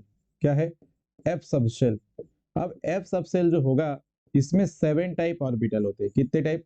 7 टाइप के ऑर्बिटल्स होते हैं। अब वो कौन कौन से, वो भी मैं बता देता हूँ थोड़ा सा आपको। ये है आपके पास 7 टाइप के ऑर्बिटल, अपन यहाँ पे बना लेंगे। ओके, चलिए देखिएगा, इधर ध्यान दीजिएगा। 1 2 3 4 5 6 और 7। 1 2 3 4 5 6 7। ओके, इनके नाम मैं लिख देता हूँ, एफ एक्स वाई जेड। दूसरा एफ एक्स ब्रेकेट में लिखेंगे Y square minus Z square. फिर है एफ वाई, ब्रेकेट में लिखेंगे Z square minus X square. फिर लिखेंगे एफ जेड, ब्रैकेट में लिखेंगे X square minus Y square. फिर लिखेंगे एफ एक्स क्यूब, फिर लिखेंगे एफ वाई क्यूब, फिर लिखेंगे एफ जेड क्यूब। ये आपके पास कितने ऑर्बिटल है? 7। एक ऑर्बिटल में 2 इलेक्ट्रॉन आएंगे, तो टोटल कितने इलेक्ट्रॉन आ गए जी? 14। कितने इलेक्ट्रॉन आ गए? 14। यहाँ 14 इलेक्ट्रॉन आ जाएंगे। क्लियर है? 14 है ना, 14 इलेक्ट्रॉन। अब पूछा क्या था वो देखो, एक परमाणु की चौथी ऊर्जा स्तर में परमाणु कक्षकों की संख्या कितनी होगी? चलो यहाँ पे आते हैं। मैंने आपको क्या बोला, चौथी वाली जो सेल है, ये वाली हमको पूछा, यहां से क्वेश्चन था। चौथी वाली जो सेल है, इसमें कितने ऑर्बिटल आएंगे ये पूछा था। चलो देखो, तो बेटा एस सबसेल में ऑर्बिटल कितने होते हैं जल्दी मेरे को बता दो, अभी मैंने आपको कॉन्सेप्ट बता दिया। एस सबसेल में कितना ऑर्बिटल होगा? 1। पी सबसेल में कितने ऑर्बिटल होंगे? 3। डी सबसेल में कितने होंगे? 5। और एफ में कितने होंगे बेटा? 7। क्लियर है? पूरे को जोड़ दो आप, 7 और 3 10 और ये 6 16। आंसर आ जाएगा क्या? 16। आंसर क्या आ जाएगा? 16। मैं डायरेक्ट भी बता सकता था, थोड़ा सा आपको मैंने कॉन्सेप्ट समझा दिया है, ये आपको हेल्प करेगा थोड़ा सा। ठीक है जी, तो चलिए आंसर आपका क्या आ गया है? 16 आ गया है। मतलब फोर्थ वाला जो एनर्जी लेवल है या फोर्थ वाला जो सेल है, उस पे 4 सबसेल होती है, और वो 4 सबसेल में टोटल ऑर्बिटल कितने आते हैं? 16। अगर आपको ये पूछ लेता कि फोर्थ सेल में कितने इलेक्ट्रॉन आ जाते हैं, तो आप 16 ऑर्बिटल है तो 16 का डबल कर दो, क्योंकि एक ऑर्बिटल में कितने इलेक्ट्रॉन आते हैं? 2। तो वहां पे 32 इलेक्ट्रॉन्स आ सकते हैं इस पे। ठीक है, और ऑर्बिटल्स कितने हैं? 16। बढ़ते हैं नेक्स्ट क्वेश्चन पे, आपने स्क्रीनशॉट कर लिया होगा। चलिए 38। अच्छा देखो, फिर से एक क्वेश्चन वैसे ही आप रूल से पूछा है। अगर ये क्वेश्चन आपसे बन नहीं रहा है तो फिर बहुत दिक्कत वाली बात है। बहुत सिंपल क्वेश्चन था। आपको क्या पूछा है? n इक्वल टू 6, मतलब फोर्थ नंबर के सेल में इलेक्ट्रॉन भरने का सही क्रम। फिर से एक बार आप रूल लिखते हैं और आपका आंसर आएगा, देखना जरा ध्यान से। पहले इलेक्ट्रॉन कहां से कहां जाता है? एस में, एस में, सॉरी एस सबसेल से एस में, फिर पीएस से पीएस में, फिर जाता है डीपीएस से डीपीएस में, फिर जाता है एफडीपीएस से एफडीपीएस में। ओके जी, अब आप क्या कर लो, आप इनके सेल नंबर फिल करो। एस के सामने 1 पहले वाले, फिर 2, फिर 3, फिर 4, फिर आपके पास क्या आया 5, फिर क्या आ गया 6, फिर क्या आया 7, फिर क्या आया 8। पहले पी के सामने क्या नंबर डालोगे 2, फिर उसके आगे अल्टरनेट बढ़ाओ 3, फिर 4, फिर क्या आया 5, फिर क्या आया 6, फिर क्या आया 7। पहले डी के सामने क्या लिखोगे 3, फिर क्या लिखोगे 4, फिर क्या लिखोगे 5, फिर क्या लिखोगे 6। पहले एफ के सामने क्या लिखोगे 4, फिर क्या लिखोगे 5। ये अपन ने ऑर्डर फिल कर लिया। अब चौथा सेल कहां से स्टार्ट हो रहा है वो चेक करते हैं। तो चौथा सॉरी छठवा वाला है ना, n इक्वल टू 6 बोल रहा है, तो छठवा वाला जो सेल है वो कहां से स्टार्ट हो रहा है, तो छठवा वाला सेल जो है ना ये 6s से स्टार्ट हो रहा है। तो 6s के बाद क्या आएगा 4f, 5d, 6p। क्या यही वाला 4 ऑर्डर अल्टरनेट दिया है क्या? तो देखो ध्यान से, ये देखो ns दिया है, मतलब यहाँ पे n की वैल्यू देखो, n की वैल्यू तो 6 होगी कि नहीं होगी, n की वैल्यू क्या है 6 है। ओके, तो ns बोल रहा है, तो n की वैल्यू अगर मैंने 6 रखी है, देखना ध्यान से, n की वैल्यू अपन ने 6 रखी क्योंकि अपने पास 6 वाला क्या है ऑर्बिटल, सॉरी 6 वाला सेल है। तो यहाँ n की वैल्यू, अब n की वैल्यू 6 रखोगे तो ये क्या हो जाएगा 6s हो जाएगा। क्या हो जाएगा 6s हो जाएगा। इसके बाद आओ, यहाँ n की वैल्यू 6 लिखोगे तो 6 माइनस 2 कर लो तो क्या हो जाएगा 4f हो जाएगा। 4f के बाद फिर इलेक्ट्रॉन कहाँ जा रहा है n माइनस 1d, मतलब 6 माइनस 1 तो क्या हो जाएगा 5, 5d में गया। उसके बाद देखो, उसके बाद देखो np मतलब 6p। क्या बात सबको समझ में आई है? क्या बात सबको समझ में आई है? ये वाला ऑर्डर आपका करेक्ट है, ये वाला ऑर्डर आपका करेक्ट है। मैंने आपको प्रूव करके बता दिया। डी वाला वो देख लो, वहां पे ऑर्डर देखो 6s, 4f, 5d और 6p, ये करेक्ट ऑर्डर है। उसने क्या करा है जनरल फॉर्म में आपको लिख के कंफ्यूज करना चाहा है, लेकिन हम कंफ्यूज क्यों होंगे, हमको अगर हमारे कॉन्सेप्ट पूरे क्लियर है तो हमको कंफ्यूज होने की कहीं से कहीं तक जरूरत नहीं है। डायरेक्ट आंसर हमारा आ जाएगा कौन सा, डी वाला। बेटा कौन सा आंसर आ गया है, डी वाला करेक्ट आंसर आ गया। इसको आप क्लिक कर लोगे, 2 बार बना के जरूर देखना। बढ़ते नेक्स्ट क्वेश्चन पे 39 नंबर पे क्या बोल रहा है कि भाई हमको 4 क्वांटम नंबर दी गई है किसी एलिमेंट के लिए, सॉरी किसी एटम के लिए, इसमें इलेक्ट्रॉन की सही व्यवस्था नहीं है, ये बोल रहा है। आप ध्यान से सुनते जाना। पहले नंबर पे देखो, अगर n की वैल्यू 4 है तो l की वैल्यू 0 हो सकती है, बिल्कुल। क्यों? क्योंकि देखो ध्यान से, इधर ध्यान समझना, जब भी n की वैल्यू 4 होती है तो l की वैल्यू निकालने का फॉर्मूला क्या होता है, 0 टू n माइनस 1 होता है। ठीक है, ये फॉर्मूला है। तो यहाँ n की वैल्यू अगर मैं 1 लिख दूं, सॉरी n की वैल्यू अगर 4 लिख दूं, तो बताओ l इक्वल टू 0 से क्या आएगा 3, तो 0 से 3 बोले तो 0 1 2 3, मतलब इतनी वैल्यू l की आ सकती है, इतनी वैल्यू एल की आ सकती है। बात समझ में आ रही कि नहीं आ रही है? इतनी वैल्यू एल की आ सकती है। तो एल की वैल्यू यहाँ क्या दिया था 0 है, तो पॉसिबल है। और एल की वैल्यू 0 तो एम की वैल्यू भी 0, तो ये तो पॉसिबल कंडीशन है। इसलिए ये आंसर हो जाएगा गलत। क्यों? क्योंकि उसने पॉसिबल वैल्यू थोड़ी ना पूछा था, उसने तो इम्पॉसिबल वैल्यू पूछा था, मतलब इन जो क्या बोलना चाहिए करेक्ट नहीं होगी वो पूछा था। ठीक है, अच्छा यहाँ आओ, एन की वैल्यू अगर बोलता है 5 है तो एल की वैल्यू 3 हो सकती है, बोल रहा है बिल्कुल हो सकती है। अरे भाई एन की वैल्यू अगर आप 5 रख रहे हो, n की वैल्यू 5 रख रहे हो, तो l की वैल्यू तो आपको पता है ना 0 से n माइनस 1 चलती है। तो l की वैल्यू अगर, n की वैल्यू अगर आपने यहाँ 5 रखी हो तो 5 माइनस 4 होगा, तो 0 से 4। ठीक है, तो बताओ 0 से 4 के बीच में कौन आ रहा है, 0 1 2 3 और ये क्या आया 4। तो इतने नंबर आ सकते हैं, इतने नंबर आ सकते हैं एल की वैल्यू की जगह पे। ठीक है, तो यहाँ तो उसने 3 दिया है ना, पॉसिबल है। और एल की वैल्यू 3 है, अगर यहाँ पे उसने हमको दिया है एल की वैल्यू 3 दे दिया है, तो एम की वैल्यू बताओ, ये निकालने का फॉर्मूला क्या है, minus L two plus L. तो आप बताओ क्या इसको निकाल पाओगे क्या, एम की वैल्यू माइनस एल से प्लस एल निकाल पाओगे क्या? यस, तो बिल्कुल निकाल के देखो। एम इक्वल टू -3 से +3, तो बताओ -3 और +3 के बीच में क्या आएगा, -3 -2 -1 0 +1 +2 और +3। इनमें से कोई भी नंबर अगर वो ले लेता और वहां लिखा रहता तो हमारा आंसर बिल्कुल करेक्ट रहता, मतलब ये सही पेयर है। तो 0 दिख रहा है कि नहीं, m इक्वल टू 0 बीच में आ रहा है कि नहीं आ रहा है, तो m की वैल्यू 0 आ सकती है, मतलब ये भी कंडीशन करेक्ट है, इसलिए आंसर हमारा नहीं होगा। यहां पर आते देखना जरा ध्यान से, n की वैल्यू 3 है तो l की वैल्यू 0 से 2, 0 1 और 2 हो सकती है। देखो मैं फिर से बता रहा हूं, n की वैल्यू अगर 3 है तो L की वैल्यू जो है ना वो 0 1 और 2 हो सकती है, आप निकाल के देख लेना फॉर्मूले से। अच्छा, लेकिन M की वैल्यू बच्चों, M की वैल्यू ऐसे केस में अगर L की वैल्यू उससे क्या रख दिया है 2, अब देखो ये तो पहली कंडीशन है, दूसरी कंडीशन तो पॉसिबल है। n की वैल्यू 3 है तो L की वैल्यू 0 भी रख सकते हो, 1 भी रख सकते हो, 2 भी रख सकते हो, 3 नहीं रख सकते, याद रखना। आप क्या बोल रहा है कि एल की वैल्यू अगर हमारे पास कितनी रख दी है, अपन ने बोल रहा है 2 रख दी है, ओके, एल की वैल्यू 2 रखती है बोल रहा है, तो एम की वैल्यू क्या बोल रहा है, -3 आएगी? नहीं भैया, -3 नहीं आएगी, एम की वैल्यू जो है वो -2 से कहां तक जा सकती है, +2, मतलब इनके बीच की वैल्यू उठाना था, लेकिन उसने क्या रख दिया है, -3, मतलब ये गलत पेयर है, ये पेयर कैसा दिया है, गलत, मतलब ये वाला गलत हो जाएगा, ठीक है। यहाँ देखो n की वैल्यू 3 है, l की वैल्यू 2 तो पॉसिबल है, 0 1 2 पॉसिबल है, और m की वैल्यू 2 है, तो m की वैल्यू जो है वो -2 से +2 तक जा सकती है, मतलब -2 से +2 तक के जितने नंबर आएंगे वो मैग्नेटिक क्वांटम के नंबर के फॉर्म में लिखे जा सकते हैं, और स्पिन क्वांटम नंबर चेक करना नहीं है आपको। तो ये तीन तो कंडीशन कैसे दिया था, करेक्ट दिया था, है ना, और एक कैसे दिया था, इनकरेक्ट, तो इनकरेक्ट वाला ही आपको पूछा था, तो करेक्ट आंसर क्या हो जाएगा यहाँ पे बताइए, करेक्ट वाला आपका आंसर हो जाएगा सी। बढ़ते क्वेश्चन नंबर 40 पे, देखिए एक परमाणु के उपकोष में इलेक्ट्रॉन की अधिकतम संख्या निकालने के लिए कौन सा फॉर्मूला यूज करते हैं।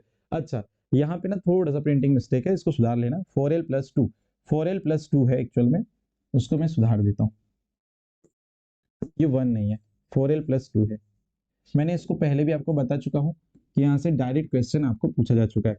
सबशेल में मैक्सिमम नंबर ऑफ इलेक्ट्रॉन निकालना है तो ये फॉर्मूला होता है 4l+2, या इसी को अपन लिख सकते हैं 2 इंटू ब्रैकेट में 2l+1, इसको ऐसा भी लिखा जा सकता है, तो ये आपका करेक्ट आंसर हो जाएगा। इससे शायद मैंने 2 या 3 क्वेश्चन आपको अभी पहले भी बताया आज के लेक्चर में, इसलिए करेक्ट आंसर क्या हो जाएगा हमारे पास, करेक्ट आंसर यहाँ पे डी वाला हो जाएगा जी। कौन सा वाला हो जाएगा, डी वाला।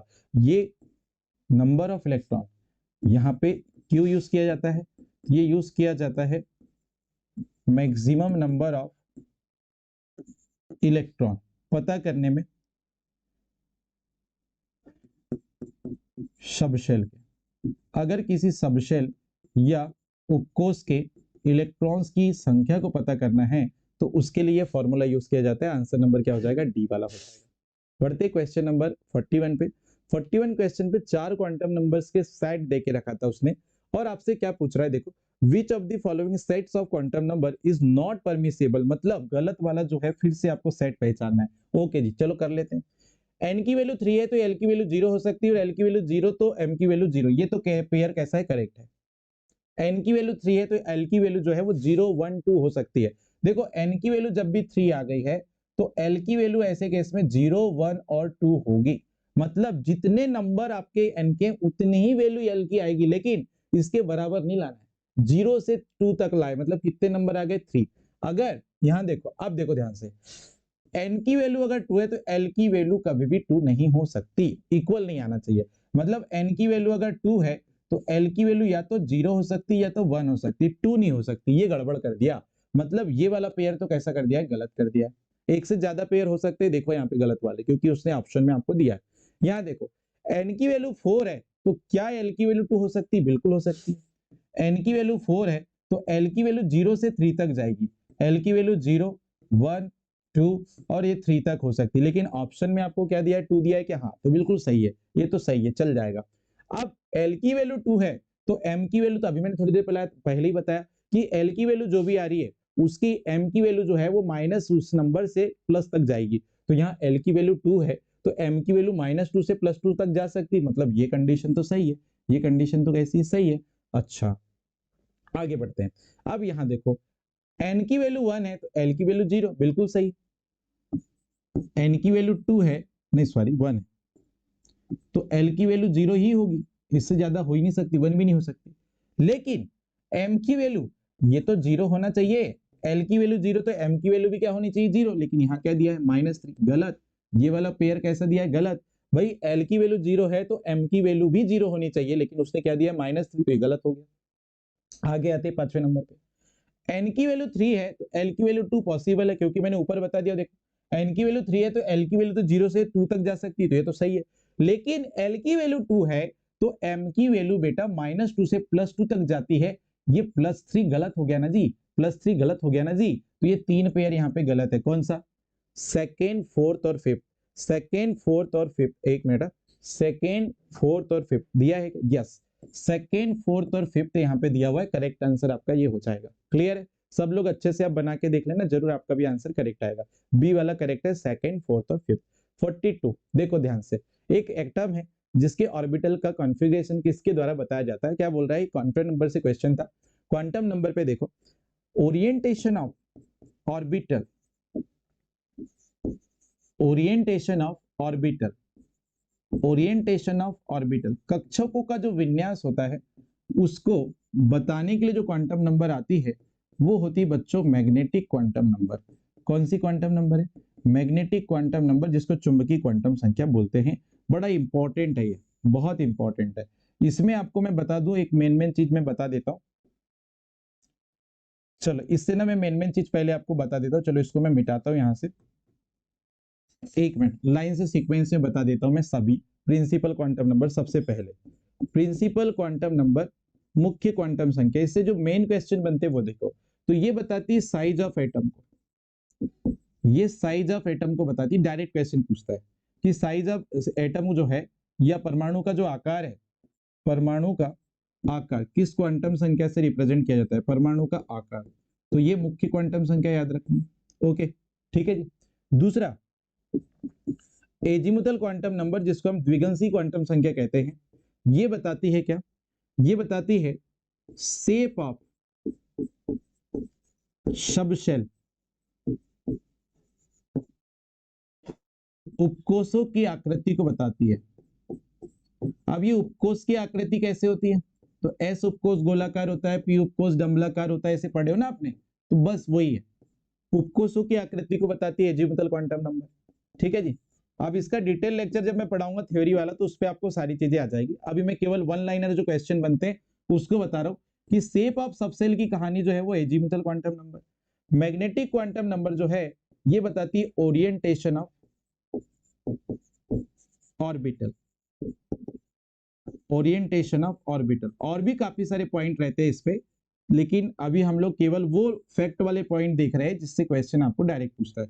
ओरिएंटेशन को हम क्या बोलते हैं? अभिविन्यास। क्या बोल देते हैं? अभिविन्यास। कक्षकों के अभिविन्यास को बताती है, कक्षकों के अभिविन्यास, अभिविन्यास को कौन सी क्वांटम नंबर बताती है, ऐसा पूछ रहा है, तो यहाँ पे एजीमुथल, सॉरी मैग्नेटिक। और चौथे नंबर पे आता है स्पिन क्वांटम नंबर। तो स्पिन क्वांटम नंबर जो है ये स्पिन ऑफ इलेक्ट्रॉन को बताती है। स्पिन ऑफ इलेक्ट्रॉन मतलब क्या होता है? इलेक्ट्रॉन के चक्रण को बताती है।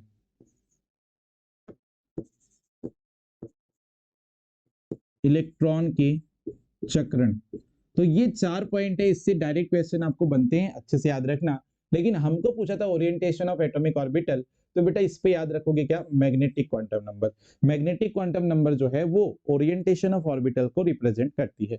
बढ़ते क्वेश्चन नंबर 43 में। देखो फिर से क्वांटम नंबर का क्वेश्चन आया था।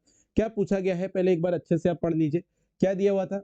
अगर n की वैल्यू, मतलब प्रिंसिपल क्वांटम नंबर की वैल्यू दिया है 3, एजीमुथल क्वांटम नंबर की वैल्यू दिया है 2 और मैग्नेटिक क्वांटम नंबर की वैल्यू दिया है +2, तो क्या बोल रहा है? निम्नलिखित क्वांटम संख्याओं में कितने कक्षक संभव है? तो बेटा यहाँ पे हमको दे दिया है उसने मैग्नेटिक क्वांटम नंबर। अगर मैग्नेटिक क्वांटम नंबर नहीं देता और बोलता है L = 3, तो बताओ, तो हम लिखते हैं मैग्नेटिक क्वांटम नंबर -2 से क्या +2, तो यहाँ पे कितनी वैल्यू आती? कितनी वैल्यू आती मैग्नेटिक क्वांटम नंबर की? 5। मतलब यहाँ पे कितने ऑर्बिटल रहते? 5। क्लियर है ना?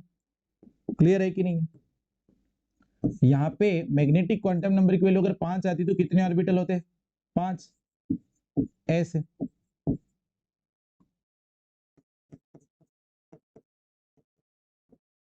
ठीक है। लेकिन लेकिन उसने मैग्नेटिक क्वांटम नंबर की वैल्यू दे दिया है कि बोलता है मैग्नेटिक क्वांटम नंबर +2 रखने वाले कितने ऑर्बिटल्स होंगे। तो बेटा +2 रखने वाला तो एक ही ऑर्बिटल होगा ना, dz²। क्या होगा? dz²। तो आंसर क्या हो गया? आंसर क्या हो गया? 1। आपको देखो कंफ्यूज करता है क्वेश्चन में, आपको क्वेश्चन में क्या करता है? कंफ्यूज करता है। अगर वो L की वैल्यू दे देता 2, तो आपके पास कितने ऑर्बिटल हो जाते? 5। कितने ऑर्बिटल होते? 5 ऑर्बिटल होते। लेकिन उसने मैग्नेटिक क्वांटम नंबर दे दिया है +2, तो एक ही ऑर्बिटल होगा, इस बात को याद रखना। फिर बढ़ते हैं नेक्स्ट क्वेश्चन पे, 44 नंबर का क्वेश्चन है। देखो ध्यान से, 4 क्वांटम संख्याओं के निम्नलिखित में से किस समय में समग्र इलेक्ट्रॉन की अधिकतम ऊर्जा होगी? आप ध्यान सुनो, यहाँ पे 4 क्वांटम नंबर के सेट दे दिया है, 4 क्वांटम नंबर के सेट दिया है, इसको हाफ करना ना, ये +½ है, ये +½ है, ये -½ है और ये क्या है? +½ है। स्पिन क्वांटम नंबर है। ओके, 4 क्वांटम नंबर के सही सेट दिया है और उसमें बोला सबसे ज्यादा एनर्जी किसकी। तो आप सेल और सबसेल से चलो, सेल का नंबर कितना है 3, तो यहाँ पे मैं लिख रहा हूँ 3। सबसेल एल की वैल्यू 2 है और 2 है तो कौन सा सबसेल होगा? देखो एल की वैल्यू आपको मैंने काफी बार बता दिया, 0 1 2 3। एस 0 है तो एस सबसेल, 1 है तो पी सबसेल, 2 है तो डी सबसेल और 3 है तो एफ सबसेल। क्लियर है? तो यहाँ पे एल की वैल्यू 2 है तो सबसेल कौन सा हो जाएगा जी? डी वाला हो जाएगा। ओके, यहाँ पे दो में ही चलो, सेल और सबसेल की वैल्यू चलेगी। अब यहाँ पर देखो, यहीं से आंसर आ जाएगा। यहाँ पर आओ, फोर्थ आपके पास सेल नंबर क्या है? 4, मतलब एजीमुथल क्वांटम नंबर की वैल्यू क्या है? 4। ओके, और सबसेल कौन सी है? एल की वैल्यू 2 दिया है, मतलब सबसेल कौन सी है? डी। ओके, यहाँ पर आओ, सेल का नंबर क्या है? 4, सबसेल की वैल्यू कितनी है? 1, मतलब एल की वैल्यू कितनी? 1, तो सबसेल कौन सी हो जाएगी? पी। ओके, यहाँ आओ, सेल कौन सा है? 5, सबसेल एल की वैल्यू 0 है, मतलब यस सबसेल, तो ये 5s। ओके, अब यहाँ पे सबसे ज्यादा एनर्जी किसकी, ये पूछ रहा है वो। फिर से आपका अब्बा रूल यहाँ काम करेगा, और अब्बा रूल से आपको अगर एनर्जी ऑर्डर पता है तो फटाफट से आंसर आएगा। मैं कुछ नहीं करूंगा, आपको भी कुछ नहीं करना है, फटाफट से लिखना है। इलेक्ट्रॉन एस से एस में जाएगा, पीएस से पीएस में जाएगा, डीपीएस से डीपीएस पे जाएगा, फटाफट से लिख लो बस। और फिर एफडीपीएस से एफडीपीएस पे जाएगा। ये आपको ऑर्डर लिख लेना है, और उसके बाद फटाफट से इनके नंबर फिल करना है। एस के सामने 1 2 3 4 5 6 7 और ये 8। पहले पी के सामने 2, फिर आएगा दूसरा पी उसके सामने 3, फिर 4, फिर 5, फिर 6, फिर 7। पहले डी के सामने क्या लिखोगे? 3, फिर लिखोगे 4, फिर लिखोगे 5, फिर लिखोगे 6। क्लियर? और पहले एफ के सामने लिखा 4 और फिर क्या लिखा? 5। अब चेक करो क्या क्या दिया है हमको। अब चेक कर लो आप क्या क्या दिया है हमको। तो 3D दिया है, 3D कहां पर है जी? ये रहा। ओके, और क्या दिया है? 4D दिया है, 4D कहां रहा? ये रहा। उसके बाद देखो 5s दिया है, 5s कहां रहा? ये रहा। और फिर देखो 4p रहा, ये 4p दिया हुआ है। ठीक है, सबसे ज्यादा एनर्जी किसकी? तो 3D से ज्यादा एनर्जी किसकी हो जाएगी? 3D से ज्यादा एनर्जी किसकी? 4p, 4p से ज्यादा 5s, और 5p से ज्यादा, सॉरी 5s से ज्यादा किसकी? 4D की। तो 4D वाला पेयर कौन सा है? बी वाला है। 4D वाला पेयर कौन सा है? बी वाला है। मतलब करेक्ट आंसर एनर्जी का जो है, सबसे ज्यादा एनर्जी कौन सा वाला लग रहा है? बी वाला, जो आपके पास वो दिया है मैग्नेटिक क्वांटम नंबर का सेट, उसमें जो सबसे ला रहा है उसकी एनर्जी सबसे ज्यादा होगी 4D वाले के लिए। क्लियर है? चलिए बढ़ते हैं नेक्स्ट क्वेश्चन पे, क्वेश्चन नंबर 45। कैल्शियम परमाणु के इलेक्ट्रॉनिक विन्यास को लिखा गया है। देखो ध्यान से, मैं इसको पूरा फुल करके भी लिख रहा हूँ। एक बार फुल इलेक्ट्रॉनिक कॉन्फ़िगरेशन, इस बार शॉर्ट फॉर्म लिखूंगा। कैल्शियम का एटॉमिक नंबर है 20, इलेक्ट्रॉनिक कॉन्फ़िगरेशन होता है 1s2 2s2 2p6, फिर होता है 3s2 3p6, यहां तक हो जाते हैं तुम्हारे कितने इलेक्ट्रॉन? 18, और फिर आता है 4s2। अब ध्यान से सुनना, इतना जो इलेक्ट्रॉनिक कॉन्फ़िगरेशन है इसको दो प्रकार से लिखा जा सकता है। पहली सेल में कितने इलेक्ट्रॉन आए? 2, दूसरी सेल में कितने इलेक्ट्रॉन आए? 8, तीसरी सेल में कितने इलेक्ट्रॉन आ गए? 8, और चौथी सेल में कितने इलेक्ट्रॉन आ गए? 2। ये ऐसे क्वेश्चन भी पूछा जा चुका है। पहली सेल में कितने इलेक्ट्रॉन आए? 2, दूसरी में कितने आए? 8, तीसरी में कितने आए? 8, और चौथी में कितने आए? 2। ऐसा पूछा जा चुका है, अच्छे से याद रखना है। दूसरी क्या कंडीशन हो सकती है? इसको शॉर्ट फॉर्म में कैसे लिखते हैं देखो। अब ध्यान से समझना, यहां से यहां तक का जो कॉन्फ़िगरेशन आता है, यहां से यहां तक का जो कॉन्फ़िगरेशन आ रहा है, ये देखो यहां से यहां तक कितने इलेक्ट्रॉन आ रहे हैं टोटल? यहां से यहां तक इतना देखो, या फिर मैं इसको ऐसे करता हूं, एक डिब्बे में बंद करके बताता हूं आपको। ये वाला जो कॉन्फ़िगरेशन आपको दिखाई दे रहा है यहां से यहां तक का, इसमें टोटल कितने इलेक्ट्रॉन आ रहे हैं? 18। कितने आ रहे हैं? 18। चेक कर लो, 2 और ये 10 12, 12 और 6 20 हो गए क्या? नहीं, एक मिनट, नहीं नहीं ठीक है, 2 और ये 6, सॉरी 2 4 और 6 10, और 10 और ये 18। 18 इलेक्ट्रॉन का कॉन्फ़िगरेशन किसका आता है? आर्गन का। किसका आता है? आर्गन। और इसके बाद क्या बच गया? 4s2। तो ये शॉर्ट फॉर्म होता है इसका। ये क्या होता है? शॉर्ट फॉर्म होता है। मतलब इतना इलेक्ट्रॉनिक विन्यास एक इनर्ट गैस का है, वो कौन सी है? आर्गन। तो इसके जगह पे आर्गन लिख दिया और 4s2। तो यहाँ पे करेक्ट आंसर क्या हो जाएगा? बी वाला। करेक्ट आंसर क्या हो जाएगा? बी वाला यहाँ पे करेक्ट आंसर हो जाएगा। तीनों टाइप से मैंने लिख दिया। एक तो आपको लॉन्गेस्ट फॉर्म आपका जो इलेक्ट्रॉनिक कॉन्फ़िगरेशन है, फिर सेल वाइज कैसे इलेक्ट्रॉन बताते हैं वो भी लिख दिया, क्योंकि इस पैटर्न पे क्वेश्चन आ चुका है। इस पैटर्न पे क्वेश्चन पीएनएसटी पे आ चुका है, अच्छे से आपको याद रखना है। पीएनएसटी में इस पैटर्न पे क्वेश्चन है, अभी मैं क्वेश्चन करवाऊंगा तो आपको दिख जाएंगे, और ये शॉर्ट फॉर्म है। क्लियर? चलो बढ़ते हैं नेक्स्ट क्वेश्चन पे, क्वेश्चन नंबर 46। क्या बोल रहा है? दिए गए परमाणु में कोई भी दो इलेक्ट्रॉन चारों क्वांटम संख्या के लिए समान मान नहीं रख सकते हैं। ये किसका कहना था? तो ये कहना था बेटा किसका? पाउली का कहना था। कि पाउली सर ने बोले थे कि किसी ऑर्बिटल में अगर दो इलेक्ट्रॉन है तो उसकी चारों क्वांटम संख्या जो है वो समान नहीं हो सकती। अधिकतम 3 क्वांटम संख्याएं जो हैं वो कैसी हो सकती है? सेम, लेकिन एक क्वांटम संख्या में डिफरेंस जरूर होगा। अगर एक ऑर्बिटल में दो इलेक्ट्रॉन है तो उसकी चारों क्वांटम संख्या समान नहीं होगी। अधिकतम 3 क्वांटम संख्याओं की जो वैल्यू है वो इक्वल आ सकती है, लेकिन चौथी क्वांटम संख्या डिफरेंट होती है, और वो कौन सी क्वांटम संख्या होती है, वो स्पिन क्वांटम संख्या होती है जो डिफरेंट होती है। क्लियर? चलिए बढ़ते हैं नेक्स्ट क्वेश्चन। एक क्वेश्चन आया टिक लगाने वाला बस। चलिए बढ़ते हैं नेक्स्ट 47। द्विगंसी, द्विदंसी नहीं है, द्विगंसी है ना, इसको लिख लेना, द्विगंसी है ये, द्विगंसी क्वांटम नंबर है। ठीक है, द्विगंसी क्वांटम नंबर क्या दिया था, L इक्वल टू 3 दिया था। L इक्वल टू क्या दिया था, 3, और इलेक्ट्रॉन्स के नंबर पूछा है, तो L इक्वल टू 3 मतलब कौन सा सबशेल है, F सबशेल है, ये तो आप बता ही दोगे। और F सबशेल में इलेक्ट्रॉन कितने आते हैं, 14, कितने आते हैं, 14। ये तो मैंने आपको 2-3 बार बता दिया, आज कई बार हो गया बता के, तो आपका आंसर तो आ जाना चाहिए 14 इलेक्ट्रॉन। आ गया, कौन सा है, D। ठीक है, कौन सा है, D। बहुत आसान क्वेश्चन था। 48 में फिर से आपको वही दिया इलेक्ट्रॉन भरने का सही ऑर्डर, तो बेटा यहाँ पर आपका आंसर क्या आ जाएगा। अभी थोड़ी देर पहले ही मैंने इसका क्वेश्चन किया ना एक, चलो कहाँ गया कहाँ गया कहाँ गया, ये देखो यहाँ पे मैं फटाफट से लिख देता हूँ, या फिर आपको लिखना होगा तो एक बार फिर से लिख लो, कोई दिक्कत नहीं है। Okay okay, 4s3d, 4s3d, okay. वैसे यहाँ से तो डायरेक्ट समझ में आ रहा है। 4s के बाद क्या आता है, इलेक्ट्रॉन कहाँ जाता है, 3d में। 4s के बाद कहाँ जाता है, 3d में। और 3d के बाद फिर इलेक्ट्रॉन कहाँ जाता है, 4p में। यहाँ देखो 3d के बाद इलेक्ट्रॉन 4s में भर दिया, गड़बड़ है। यहाँ पे देखो 5s फिर 4p कहता है, नहीं गड़बड़ है। यहाँ 3d फिर 4p और 4s, 4s इतने आगे थोड़ी ना चले जाएगा जी, गड़बड़। आंसर हो जाएगा बी, डायरेक्ट कर दिया, नहीं समझ में आ रहा है तो फिर से आप लिखो S से S, PS से PS, DPS से DPS, आप लिखो, कोई दिक्कत नहीं, इससे प्रैक्टिस होगी। फिर FDPS से FDPS, इसको बार बार लिखो ताकि आपको कॉन्सेप्ट क्लियर हो। यहाँ देखो पहले एस के सामने क्या लिखा, 1, फिर 2, फिर क्या लिखा, 3, फिर 4, फिर 5, ये सेल नंबर है, फिर 6, फिर ये 7, और ये फिर क्या है, 8। पहला पी स्टार्ट होता है सेकंड सेल से, तो पहले पी के सामने क्या लगा दिया, 2। ठीक है, उसके बाद में 3, फिर क्या लगाया, 4, फिर क्या लगाया, 5, फिर क्या लगाया, 6, फिर क्या लगाया, 7। पहले डी के सामने क्या लगाओगे, 3, क्योंकि ये थर्ड सेल से स्टार्ट होता है, 3, फिर आएगा 4, फिर आएगा 5, फिर आएगा 6। यहाँ पर आओ, पहले एफ के सामने क्या लगाया, 4, और फिर क्या लगाया, 5। क्लियर है? अब क्या क्या दिया था वो देखो, तो बेटा 4s दिया था आपको, फिर 3d दिया था, फिर 4p दिया था, अच्छे देख लो, फिर क्या दिया था, 5s, और फिर क्या दिया था, 4d। आंसर हम लोग लगा चुके हैं, पर भी आपको डाउट रहता तो आप इससे कर सकते थे। चलो बढ़ते question number next and last question. Copper का इलेक्ट्रॉनिक विन्यास होगा, एटॉमिक नंबर 20। ये आबा रूल का एग्जिबिशन होता है क्या, कॉपर एटॉमिक नंबर कितना होता है, 29। पहले डिटेल कॉन्फ़िगरेशन पूछा है तो वही लिखो, 1s2, 2s2, 2p6, 3s2, 3p6, 4s1, और ये होता है 3d10। यहाँ पे वेरिएशन आता है क्योंकि यहाँ पर d ऑर्बिटल में फुल्ली फिल्डेड इलेक्ट्रॉनिक कॉन्फ़िगरेशन लाने के लिए ये थोड़ा सा एक्सेप्शन शो करता है। यहाँ से यहाँ तक जो इलेक्ट्रॉन आ रहे हैं आपको जो दिखाई दे रहे हैं, यहाँ से यहाँ तक के जो इलेक्ट्रॉन है वो कितने आ रहे हैं, टोटल 18। इसलिए मैं इसको शॉर्ट फॉर्म में, अच्छा शॉर्ट फॉर्म के पहले मैंने आपको जो अभी सेल में कितने इलेक्ट्रॉन आते हैं वो पूछा था, तो बता दो।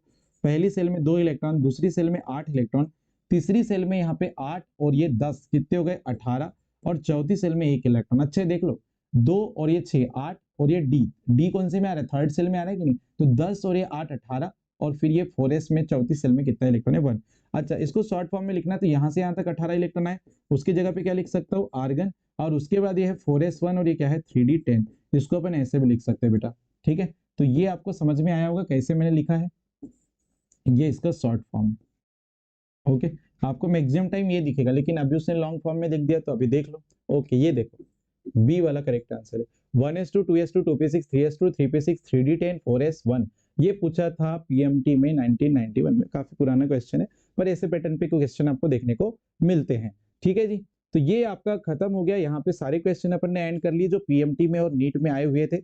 इसके बाद जो हम लोग एक और लेक्चर देखेंगे, एक और पीवाईक्यू सॉल्यूशन देखेंगे एटॉमिक स्ट्रक्चर का, उसमें मैं सारे के सारे पीएनएसटी में आए हुए क्वेश्चन एक ही लेक्चर में एंड करने का प्रयास करूंगा। तो अभी मैंने जितने क्वेश्चंस आपको करवाए हैं, प्रॉपर डिटेल क्वेश्चन मैंने सॉल्यूशन दिया है, उसको आप प्रॉपर नोट्स में नोट करिए, सॉल्व करिए, प्रैक्टिस करिए बार बार, ताकि अभी जो आपकी एग्जाम होने वाली है उसमें आपका रिजल्ट बेहतर बन सके, आपके जो क्वेश्चंस आएंगे एग्जाम में वो आपसे बड़े आसानी से बन सके। तो मिलते हैं बेटा नेक्स्ट लेक्चर पे, जय हिंद।